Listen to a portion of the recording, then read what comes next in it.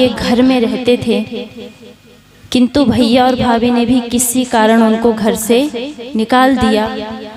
आंखें नहीं थी और पूछते पूछते किसी से रास्ता वो मथुरा पहुँचे।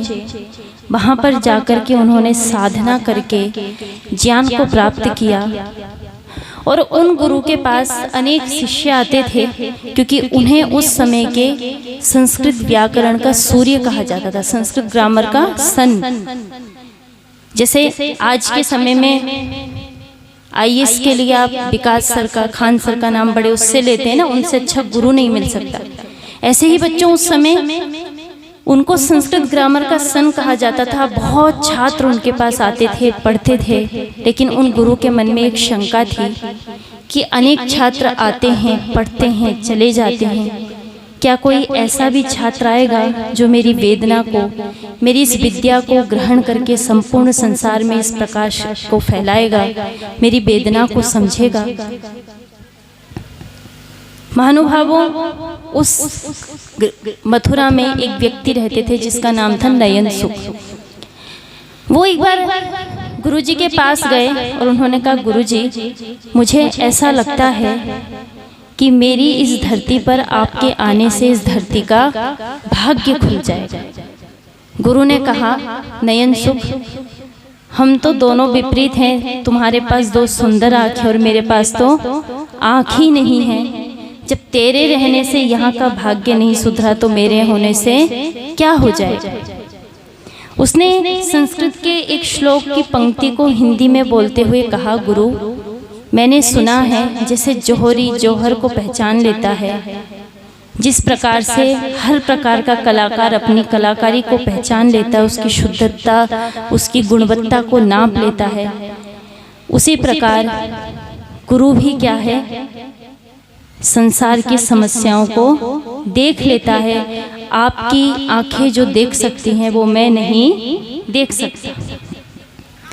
देखिए, सृष्टि का नियम है, जब जब इस संसार में अधर्म का प्रचुर मात्रा में बढ़ावा होता है, अंधकार फैलता है, तब तब धर्म की रक्षा और उसकी स्थापना के लिए इस धरती पर अनेक महापुरुषों ने जन्म लिया है। एक दिन उन्हीं गुरु का दरवाजा एक शिष्य खटखटाता है, और जब वो दरवाजा खटखटाता है और गुरु पूछते हैं कि कौन, तो कहते हैं, यही तो जानने आया हूँ मैं कौन हूँ।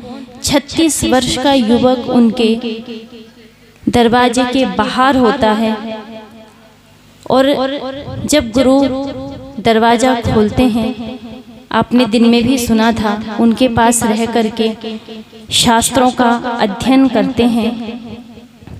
जब वो अध्ययन कर लेते हैं, उसके बाद आपको पता है ना, बच्चों स्कूलों में भी ऐसा होता है ना, जब जाने लगते हैं 10वीं 12वीं के बच्चे, आप कुछ अध्यापकों को देते हैं ना, तो उस समय भी जब वो जाने लगे, गुरु दक्षिणा का समय था, उन्होंने एक सेठ से बात की। उसने कहा, गुरु को तो गुरु दक्षिणा में वही चीज दी जाती है जो उसको सबसे प्रिय होती है। देखिए, उस व्यक्ति ने, जो 36 वर्ष का दयानंद नाम का युवक था, उसने कहा कि गुरु को देने के लिए मेरे पास तो गुरुजी बड़े प्रेम से लौंग चबाते हैं, मेरे पास तो लौंग भी नहीं है। सेठ ने कहा, कोई बात नहीं, मैं लौंग की व्यवस्था करता हूँ। सेठ ने उनको लौंग दिए, और लौंग को लेकर के जब दयानंद उन गुरु के पास पहुँचे, और गुरु दक्षिणा के रूप में जब उन लौंगों को गुरु को दिया, तो गुरु ने कहा, दयानंद, गुरु को तो वही चीज दी जाती है जो गुरु को सबसे प्रिय होती है। दयानंद ने कहा, गुरु, अगर कोई ऐसी चीज है जो आपको सबसे प्रिय है और वो अगर मेरे पास है तो मैं तो देने को तैयार हूँ। महानुभावों, गुरु विरजानंद प्रज्ञा चक्षु थे। प्रज्ञा चक्षु होते हुए भी उन्होंने संसार की सारी समस्याओं को नहीं देखा था, अपितु समाधान के रूप में दयानंद को भी देख लिया था। जब दक्षिणा के समय, गुरु दक्षिणा के समय दयानंद कहते हैं, गुरु ऐसी कोई चीज है जो आपको प्रिय है और मैं आपको दे सकता हूँ। बस महानुभावों, वह गुरु दक्षिणा का समय गुरु ने दयानंद से सारा जीवन संसार के उपकार के लिए मांग लिया और वहीं पर जन्म हुआ आर्य समाज का। महानुभावों, ये आर्य समाज गुरुदेव दयानंद की गुरु दक्षिणा है। ये आर्य समाज वो क्रांति है, ये आर्य समाज वो संगठन है, ये आर्य समाज वो जागरण है जो संसार के गुरु विरजानंद के मन में हुए अंधकारों को, अज्ञान को मिटाने के लिए दयानंद रूपी शिष्य के सामने के दयानंद रूपी शिष्य के जैसे वास्तव में बनकर के आया और जिसने जा करके आर पार दक्षिण से उत्तर तक घूम करके इस संसार के अंधकार को मिटाया। बहुत सारे लोग आर्य समाज को जानते नहीं हैं, आर्य समाज से जुड़े हुए नहीं हैं, किंतु अगर आप उनसे पूछोगे आप आर्य समाज को जानते हो, तो वो ऐसा व्यवहार करेंगे जैसे कि यह कोई जाति है। महानुभावों, ये आर्य जो है, श्रेष्ठ जो है, यह गुणवाचक शब्द है। जो इसको अपने नाम के आगे लगाता है वह गुणी बन जाता है, यह कोई जातिवाचक शब्द नहीं है। इस सारे संसार में आर्य समाज से बड़ा कोई मूर्ति पूजक संगठन नहीं है। आर्य समाज जितनी मूर्तियों की पूजा करता है, जितने देवी देवताओं की पूजा करता है, आर्य समाज से बड़ा संगठन कोई नहीं है। बस महानुभावों, मातृशक्ति, मेरी बहनें और यहाँ जो बच्चे बैठे हैं उपस्थित, इस बात को ध्यान रखना, आर्य समाज परमात्मा की बनाई हुई मूर्तियों की पूजा करता है और कुछ लोग हमारे मनुष्यों की बनाई हुई मूर्ति की पूजा करते हैं। इतना सा अंतर है बस। और आप ये देखिए, आर्य समाज ने इतने त्याग दिए हैं, इतना कार्य किया है। जो लोग हम पर आरोप लगाते हैं, हम राम को नहीं मानते हैं, हम कृष्ण को नहीं मानते हैं, अगर आप चरित्र को उठा करके देखोगे तो अगर सबसे उत्तम चरित्र, जिसके चरित्र पे कोई दाग नहीं था, वो थे मेरे ऋषि, जो समाज की समस्याओं को लेकर के इतने परेशान रहते थे। उन्होंने अपने जीवन में मात्र सत्य के खातिर इतने बड़े बड़े त्याग किए, इतना बलिदान दिया कि एक जगह तो महर्षि देव दयानंद से राजस्थान में कहा गया कि महर्षि, आप ये क्यों विरोध करते हो, महंत की गद्दी ले लो, आराम से रहो और ये खंडन मंडन छोड़ दो। महर्षि ने मना कर दिया कि मुझे ये गद्दी नहीं चाहिए। उस व्यक्ति ने कहा, थोड़ा सा माताएं मेरी तरफ ध्यान देंगी, उस व्यक्ति ने कहा कि आपको दयानंद इस कलयुग में मुझ जैसा इतनी बड़ी गद्दी, इतनी महंत की पदवी देने वाला कोई दूसरा व्यक्ति नहीं मिलेगा। उस समय महर्षि देव दयानंद के उत्तर को सुनिए। वो कहते हैं, आपको भी इस संसार में मुझ जैसा इतनी बड़ी गद्दी को ठुकराने वाला कोई दूसरा नहीं मिलेगा। ये थे ऋषिदेव दयानंद, जिनका जीवन बोलता था। वो कहते थे, मैं संसार को बंधन में डालने नहीं आया हूं, मैं तो संसार को बंधन से मुक्त करने आया। इस संगठन ने, जिसका निर्माण ऋषि ने किया, इतने बलिदान दिए और ऐसे ऐसे कार्य किए कि जिनको आप सब अपने आसपास बैठे हुए भी अनुभव कर सकते हैं। लोग हम पे आरोप लगाते हैं, हम राम को नहीं मानते, हम कृष्ण को नहीं मानते। महानुभावों, याद करिए हैदर अली उस्मान निजाम के उस हैदराबाद की घटना को। जब आपकी पूजा पद्धति पर रोक लगा दी गई, आपके मंदिरों को तोड़ा जाने लगा, आपके मंदिरों में ताले लगवा दिए गए, आप अपनी पूजा पद्धति नहीं कर सकते थे, उस समय कौन पहुंचा था वहां? आर्य समाज के संगठन के बड़े बड़े सन्यासी वहां पहुंचे, आर्य क्रांति दल के युवा वहां पर पहुंचे और वहां पर जाकर के एक अपना संगठन बना करके निजाम के खिलाफ एक वो बोल दिया, एक हल्ला सा उन्होंने कर दिया। निजाम भी हैरान रह गया, किसमें इतनी हिम्मत है जो मेरे खिलाफ बगावत कर रहा है। और जब निजाम की गाड़ी पे जो दो युवक नारायण राव और उनके साथी जब बम फेंक रहे थे, उनको गिरफ्तार कर लिया गया, जेल में डाल दिया गया। इतने वर्षों तक वो जेल में रहे और जब उनको फांसी की सजा होने वाली थी, उससे कुछ समय पूर्व 2 दिन पहले ही आदरणीय हमारे पूर्व गृह मंत्री स्वर्गीय सरदार वल्लभ भाई पटेल ने निजाम को चारों तरफ से घेर लिया और उस हैदराबाद को निजाम से मुक्त कराया। दोनों बच्चों की फांसी रुक गई। जब वो दोनों आदरणीय गृह मंत्री से दिल्ली में मिले तो उन्होंने कहा, नारायण राव, अगर आर्य समाज ने जाकर के पहले से वहाँ यह स्थिति नहीं बनाई होती तो मैं हैदराबाद को कभी निजाम से मुक्त नहीं कर पाता।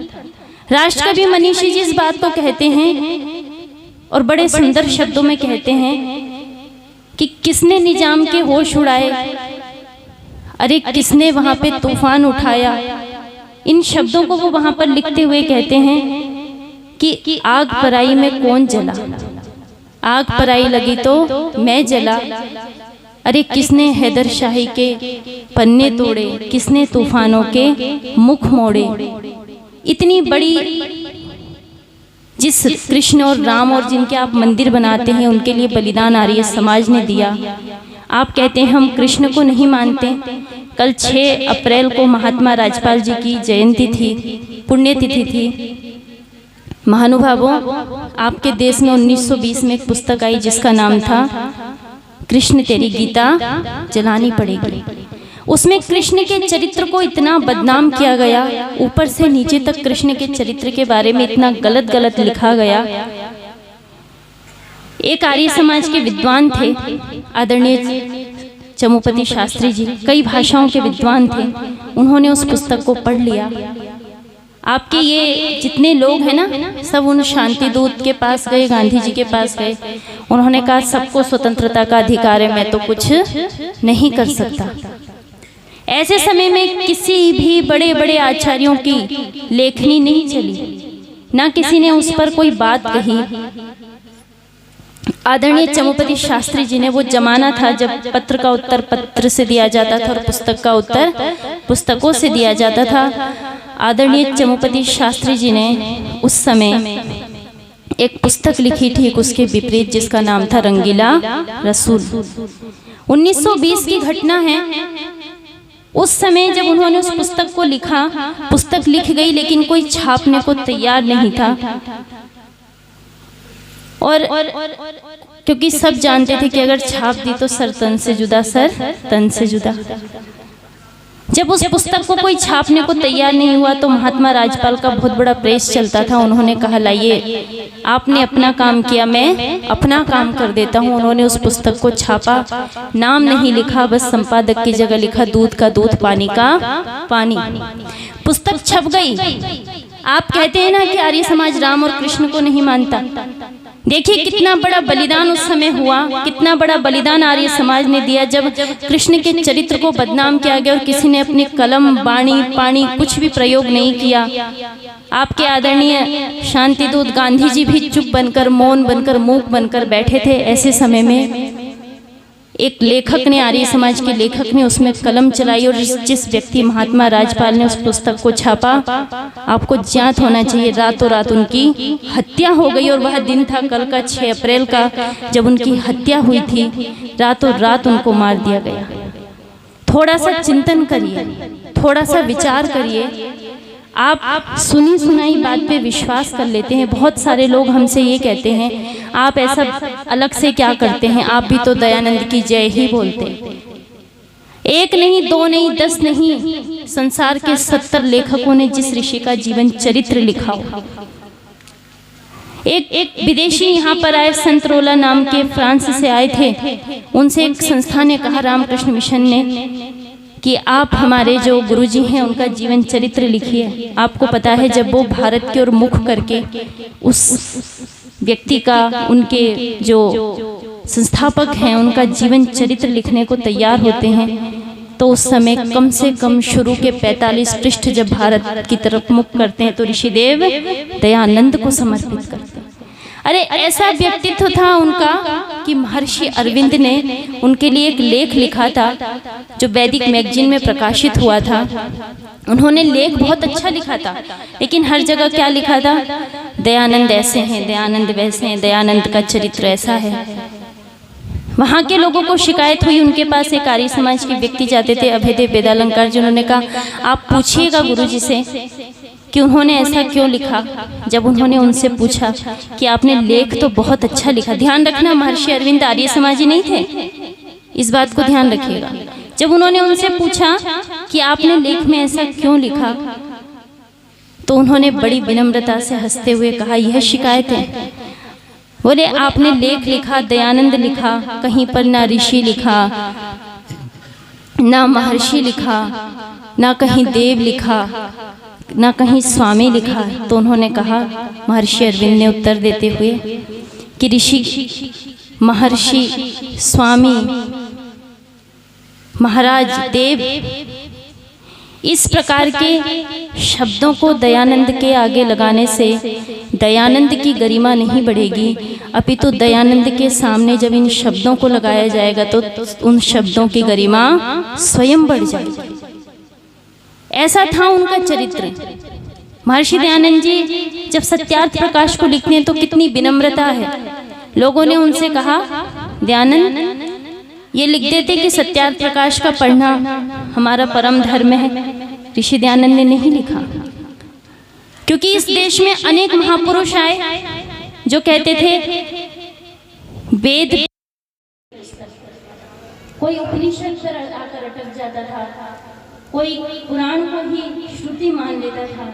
ऐसे समय में महर्षि देव दयानंद ने कहा वेद ही ईश्वरीय पुस्तक है। और वो कहते थे, उनके लिए कहा जाता था कि उनके एक हाथ में वेद होता था और दूसरे हाथ में डंडा होता था।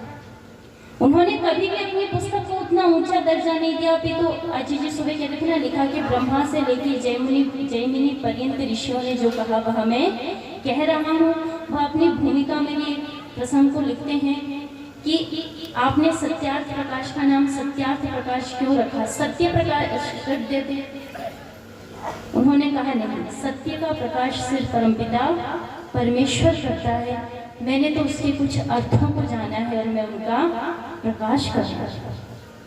महानुभावों, जिस आर्य समाज के लिए लोग इतने प्रश्न उठाते हैं, आपको पता है कुंभ के मेले में आदरणीय काशी हिंदू विश्वविद्यालय के मदन मोहन मालवीय जी एक पुस्तक बांट रहे थे। एक भक्त उनके पास दौड़ा हुआ आता है, कहते हैं महात्मा आप इस पुस्तक को क्यों बांट रहे हो? आपको पता है इसमें तो हमारा खंडन मंडन है। तो वो कहते हैं कि मेरे पास भी इसके अलावा कोई चारा नहीं बचा और आपको ज्ञात होना चाहिए यह वह पुस्तक थी जिसके लिए कवि कह गए जिसका पन्ना पन्ना पन्ना है और अक्षर मोती मोती है। सत्यार्थ प्रकाश को पढ़ने से यह बुद्धि निर्मल होती है। आदरणीय मदन मोहन मालवीय जी ने भी कहा कि मेरे पास इसके अलावा कोई रास्ता नहीं बचा। आप हमारे पास तो आइए, हमसे जुड़िए तो आपको पता लगेगा आर्य समाज सनातन परंपरा की किसी भी चीज का खंडन नहीं करता है, अपितु आर्य समाज तो आपके ऊपर आए हुए प्रहारों को झेल लेता है। आर्य समाज तो उन बातों का खंडन करता है जिससे हमारी संस्कृति को, जिससे हमारे सनातन को खतरा है, जिन कारणों से हमारे सनातन को मिटाया जाता है। आर्य समाज तो उनके सामने अपनी चौड़ी छाती करके खड़ा होता है, उन प्रहारों को सजग झेल लेता है। महानुभावों, एक बात का ध्यान रखना, आर्य समाज से बड़े जाति व्यवस्था का तोड़ कहीं नहीं है। आर्य समाज के बनाए गए गुरुकुलों में बच्चों को पता भी नहीं होता कि वो किस जाति से हैं, आपस में मिलकर के पढ़ते हैं और वहाँ से निकलने के बाद जो समाज ऊंची नीची जाति का भेदभाव करता है, किसी को अपने यहाँ से पानी तक नहीं पीने देते थे, वही समाज के लोग उन आचार्यों को, उन विद्वानों को बुला करके अपने घर में संस्कार करवाते हैं और उनको पता भी नहीं होता ये किस जाति के हैं। वहाँ पे सब मिल करके पढ़ते हैं। वहाँ वह व्यवस्था है कि ब्राह्मण भी अगर आलसी है, प्रमादी है, तो शूद्र बन जाता है और शूद्र भी ब्राह्मण बन जाता है। वह व्यवस्था आर्य समाज में। अगर आप आर्य समाज के इतिहास को उठाएंगे तो महिलाओं, मातृशक्ति जो यहाँ उपस्थित है, बहनों, मेरी इस बात को ध्यान से सुनना। जब आपको ये कहा गया कि अबला जीवन है तुम्हारी यही कहानी, आंचल में दूध आंखों में पानी, बड़े बड़े लोगों ने आपकी शिक्षा का विरोध किया। बड़े बड़े ऋषि यहाँ तक कह गए कि नरक का द्वार तो नारी है। नारी को किसी ने ढोल कहा, किसी ने कुछ कहा। ऐसे समय में महर्षि देव दयानंद आपके वकील बनकर आए, आपकी वकालत की उन्होंने, और उन्होंने समाज की माला में आपको पुष्प की तरफ फिरोते हुए कहा, माता निर्माता भगवती। ये माँ तो निर्माण करने वाली है, ये माँ तो शिक्षा देने वाली है, तो दोनों गुणों का आधार है। अगर यह शिक्षित नहीं होगी तो संतान कैसे शिक्षित होगा, परिवार कैसे शिक्षित होगा, राष्ट्र कैसे शिक्षित होगा। अगर आपके सबसे बड़े हितैषी कोई व्यक्ति थे तो महर्षि दयानंद थे। अगर आप आर्य समाज से जुड़ेंगे तो आपको पता लगेगा कि आज तक हमारे भाइयों में भी कोई महिला व्यासपीठ की गद्दी पर नहीं बैठती है। आज तक उनके यहाँ कोई पादरी नहीं बना, कोई मौलवी नहीं बना। लेकिन ये आर्य समाज की व्यवस्था है कि आर्य समाज के गुरुकुलों में आचार्य अध्यापन कराती हैं, बालिकाएं वेदों को पढ़ती हैं और वही आचार्याएं सबसे बड़े पद ब्रह्मा को सुशोभित करती है। अगर आज राष्ट्र के सर्वोच्च पद पर कोई महिला है, अगर एक तरफ भी महिलाएं अंतरिक्ष में पहुंच गई हैं, बेटियों ने शिक्षा का अधिकार मिल गया है, तो जब आप इसकी जानकारी करेंगे, ढूंढेंगे, तो इसके पीछे सबसे बड़ा कारण जो है वो महर्षि देव दयानंद है, जिन्होंने आपकी वकालत की है। और आप उनसे जुड़ना नहीं चाहते हैं। आर्य समाज पे अनेक प्रश्न उठाते हैं। मैं एक बात आपसे कहना चाहती हूँ कि बिना जाने किसी पर भी आरोप लगाना नहीं चाहिए। एक शायर ने बहुत अच्छा कहा है, गैरों से जानोगे तो मुझे बुरा ही मानोगे, गैरों से जानोगे तो मुझे बुरा ही मानोगे, और खुद पास आकर मिलोगे तो मुस्कुराते रह जाओगे, खुद पास आकर मिलोगे तो मुस्कुराते रह जाओगे। जब आप इस संगठन से जुड़ेंगे तो आपको पता लगेगा अपनी भाषा के लिए, अपने स्वदेश के लिए। ऋषि कहते थे दुष्ट राजा हो अपना हो, लेकिन ये विदेशी संस्कृति नहीं चलेगी। उन्होंने राष्ट्रभाषा के लिए इतना बड़ा कार्य किया कि अपनी सभी लगभग पुस्तकों को उन्होंने हिंदी में लिखा। स्वयं गुजराती भाषा से थे, लेकिन हिंदी और संस्कृत में उन्होंने अपनी पुस्तकों को लिखा। और आज जब कोई भी नेता या पूर्व स्वर्गीय अटल बिहारी वाजपेयी जी या हमारे आदरणीय प्रधानमंत्री जी या कोई भी हमारे आदरणीय नेता लोग जब विश्व के मंच पर हिंदी भाषा में अपना भाषण प्रस्तुत करते हैं, संपूर्ण संसार को संदेश देते हैं, तो महानुभावों इसका गौरव मात्र महर्षि देव दयानंद को जाता है, जिन्होंने हिंदी भाषा के लिए इतना बड़ा कार्य किया, उसको माथे की बिंदी बना करके हम सब के मस्तक पर सजा दिया।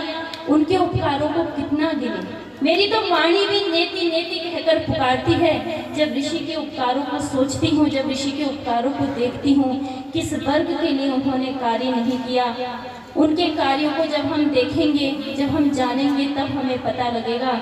एक हुक सी दिल में उठती थी, एक दर्द जिगर में होता था, वो रात को उठकर रोते थे जब सारा आलम सोता था। आप जब आर्य समाज से जुड़ेंगे, ऋषि ने जब इसके सिद्धांतों का प्रतिपादन किया, 10 नियम बनाए, तो छठे नियम पर आकर के इसके उद्देश्य को बताया। और क्या बताया कि इस समाज का मुख्य उद्देश्य क्या है? शारीरिक, आत्मिक और सामाजिक उन्नति। कितने बड़े वैज्ञानिक थे ऋषि, उनसे बड़ा वैज्ञानिक मुझे नहीं लगा। सबसे पहले क्या बताई? शारीरिक, अर्थात व्यक्ति अपने शरीर की तो उन्नति करे। शरीर माध्यम खलु धर्म साधना, ये शरीर तो सारे धर्म के कार्यों का साधन है। सबसे पहले शारीरिक, फिर आत्मिक, आत्मा की उन्नति करे। और बाद में बताया जो व्यक्ति शारीरिक और आत्मिक उन्नति कर लेता है वही समाज की सामाजिक उन्नति करता है। महानुभावों, इस आर्य समाज से जुड़िए, ऋषिदेव दयानंद के संगठन से जुड़िए, जिसने अनेकों उपकार किए। जब आप इन प्रश्नों को करते हैं कि आर्य समाज मूर्ति पूजा का खंडन करता है, आर्य समाज इस प्रकार के कार्य करता है, जब आप थोड़ा से उसके इतिहास को पढ़ेंगे और देखेंगे तो आपको समझ में आएगा कि आर्य समाज से बड़ा हितैषी मंच आपके लिए कोई नहीं है। महर्षि देव दयानंद इस संसार में आए, पाखंड फैला हुआ था, उन्होंने कुरूढ़ बात को खत्म किया। ये जो कहते हैं ना, इतना दे दो तुम्हारा ये कार्य हो जाएगा, वो कहते नहीं। एक व्यक्ति ने कहा मेरे इसके पास 1000 रुपये उधार है, उसने कहा मेरे पास नहीं है। तीसरा व्यक्ति आया, उसने कहा 750 रुपये में काम निपटा लो। ऋषि ने कहा नहीं, परमात्मा और जीवात्मा के बीच में कोई तीसरा व्यक्ति नहीं है। गुरु भी साध्य है और उपनयन और वेदारंभ संस्कार के समय संसार में ऐसा गुरु किसको मिलेगा जो उन्होंने लिखा यान्यस्माकं सुचरितानि तानि त्वयोपस्यानि नो इतराणि, कि अगर गुरु के अंदर भी किसी प्रकार की अविद्या है, अज्ञान है, तो शिष्य को उसका भी त्याग कर देना चाहिए। यहाँ तो गुरु कान में गुरु दक्षिणा दे देते हैं, पता भी नहीं चलता, और वहाँ वो वेदारंभ संस्कार में सबके सामने इस संदेश को दे रहे कि अगर गुरु भी अधार्मिक है, गुरु भी अज्ञानी है, अविद्या और अंधकार का किसी बात का, अन्याय का पालन करता है, तो उसको भी छोड़ देना चाहिए। आइए जुड़िए इस समाज से, इस परंपरा से, जिसने न केवल किसी एक वर्ग का अपितु संपूर्ण मानव मात्र का कल्याण किया। यह वह संगठन है जो वैचारिक क्रांति है। जब आप कहते हैं बच्चों को गुरुकुल में नहीं भेजते, आप कहते हैं आर्य समाज का गुरुकुल है, लोग बच्चों को गुरुकुल में भेजने के लिए मना करते हैं। पर महानुभावों, जब जब आपकी संस्कृति पर, आपकी सभ्यता पर प्रहार होता है तो कोई और नहीं अपितु आर्य समाज की संस्थाओं से, गुरुकुलों से निकले हुए बच्चे, आचार्य लोग ही उन प्रश्नों का जवाब देते हैं और उनको सहन करते हैं और अपने ऊपर क्या है उन प्रश्नों को लेकर के उनका उत्तर देते हैं। बाकी कोई बड़े बड़े तिलकधारी नहीं आते हैं। आप कृष्ण को इतना बदनाम करते हैं। कल मैं चर्चा में आपसे कह रही थी कि उसका परिणाम ये होता है कि जब मत परिवर्तन होता है, मतांतरण होता है ना, तो वो वहाँ उदाहरण देते हैं कि हमारे गुरुजी, हमारे जो ईसा मसीह थे, वो तो दुखों की गठरी बांध करके ऊपर चले गए थे, और तुम्हारे कृष्ण तो रास लीला करते थे, गोपियों के वस्त्र उठाते थे। अरे कृष्ण और राम को पढ़ना है तो महर्षि दयानंद की आंखों से पढ़िए।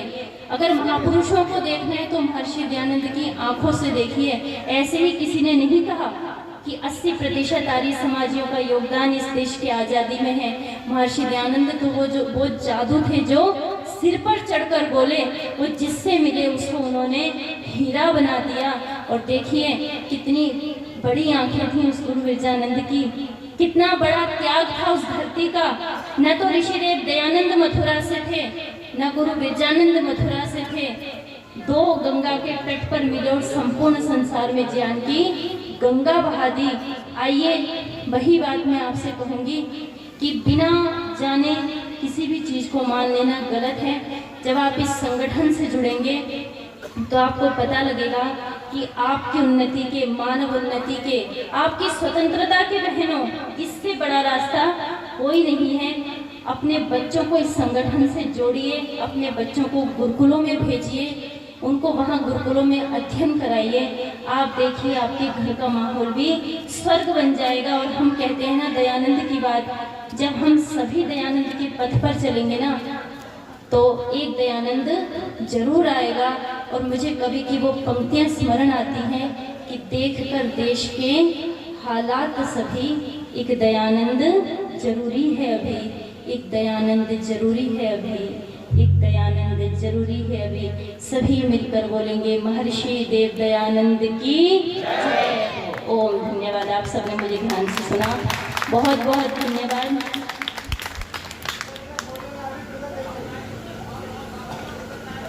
दो मेरे पास पुरस्कार आप लोगों की तरफ से आए, आपका बहुत बहुत धन्यवाद। इन 2 दिवसों में मैं आपके बीच में रही, मैं दूसरी बार आप सबके बीच में आई हूँ। मुझे इस परिवार से, यहाँ के आदरणीय हमारी दुर्गेश आंटी जी हैं, उनका